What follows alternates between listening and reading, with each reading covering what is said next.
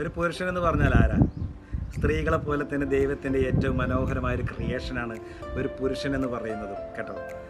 സ്വന്തം മാതാപിതാക്കളുടെ മുന്നിലാണെങ്കിലും ഭാര്യയുടെയോ മക്കളുടെയോ മുന്നിലാണെങ്കിലും അവൻ്റെ വിഷമങ്ങളെല്ലാം തന്നെ ഉള്ളിലൊതുക്കിക്കൊണ്ട് അവൻ അവരെ സന്തോഷിപ്പിക്കുന്നതിന് വേണ്ടിയിട്ട് ചിരിക്കുന്ന അവൻ്റെ ത്യാഗമുണ്ടല്ലോ. പോക്കറ്റ് കാലിയാകുന്നത് വരെ ഇഷ്ടമുള്ളതൊക്കെ വാങ്ങിച്ചു കൊടുത്തിട്ട് മക്കളെയും ഭാര്യയും കുടുംബത്തെയും സന്തോഷിപ്പിക്കുന്നതിന് വേണ്ടി രാവും പകലും ഒരു കംപ്ലൈൻറ്റും പറയാതെ അധ്വാനിക്കുന്നവനാണ് ഒരു പുരുഷൻ എന്ന് പറയുന്നത് അല്ലേ.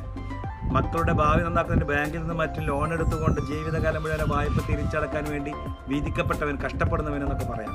ഇങ്ങനെയൊക്കെയാണെങ്കിലും ശരി, സ്വന്തം പേരൻസിൻ്റെ അടുത്തുനിന്നോ ഭാര്യയുടെ അടുത്തുനിന്നോ ജോലി സ്ഥലത്താണെങ്കിൽ പോലും ബോസിൻ്റെ അടുത്തുനിന്ന് പോലും കംപ്ലയിൻസും വഴക്കുമൊക്കെ കേട്ട് എല്ലാം കോംപ്രമൈസ് ചെയ്യുന്ന ഒരുവനാണ് പുരുഷൻ എന്ന് പറയുന്നത്. വീട്ടിൽ നിന്ന് പുറത്തു പോയാൽ അവൻ ശ്രദ്ധിക്കാത്തവൻ കെയർലെസ്സുമായി മാറുകയാണ് നമുക്ക് എപ്പോഴും ഈ പുരുഷൻ എന്ന് പറയുന്നത്. വീട്ടിലിരുന്നാലോ അവൻ മടിയനായി, മക്കളോടൊന്ന് വഴക്ക് പറഞ്ഞാലോ അവൻ രാക്ഷസനായി മാറുകയാണ്, വഴക്ക് പറഞ്ഞില്ലെങ്കിലോ അവൻ ഉത്തരവാദിത്തമില്ലാത്തവനായി മാറുകയാണ്. അവൻ്റെ അമ്മ പറയുന്നതനുസരിച്ച് ജീവിക്കുകയാണെങ്കിൽ അവൻ അമ്മക്കുട്ടിയായി മാറുകയാണ്. ഭാര്യ അനുസരിക്കുകയാണെങ്കിൽ ഭാര്യയുടെ അടിമയാക്കി ശ്രീലംബടനാക്കിയ നമ്മൾ. ആരുടെയും കൂടെ കളിക്കാൻ പോയാലോ അവൻ മെച്യൂരിറ്റി ഇല്ലാത്തവനായി പോയി, കളിച്ചില്ലെങ്കിലോ അവൻ സീരിയസ് ആയി ഭയങ്കര ഗൗരവക്കാരനായി മാറുകയാണ്. നന്നായിട്ടൊന്ന് ഡ്രസ്സ് ഇട്ട് കഴിഞ്ഞാൽ അവൻ ഭയങ്കര ജാടക്കാരനായി, എക്സ്പെൻസീവായി, വായി നോക്കിയായി, പെണ്ണുങ്ങളെ നോക്കുന്നവനായി. നന്നായിട്ടൊന്ന് ഡ്രസ്സ് ഇട്ടില്ലെങ്കിലോ അവൻ ഒരു മണ്ണുണ്ണിയായി അല്ലെങ്കിൽ ഒരു ജെന്റിൽമാൻ അല്ലാത്തൊരു പരിവേഷം കൊടുക്കും.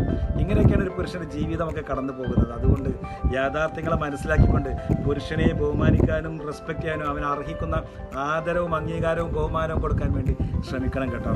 അദ്ദേഹം നിങ്ങൾക്ക് വേണ്ടി ചെയ്യുന്ന സാക്രിഫൈസ് എന്ന് പറയുന്നത് ജീവിതത്തിൽ നിങ്ങൾക്ക് മനസ്സിലാക്കാൻ കഴിയുന്നതിലും എത്രയോ അപ്പുറമാണ്.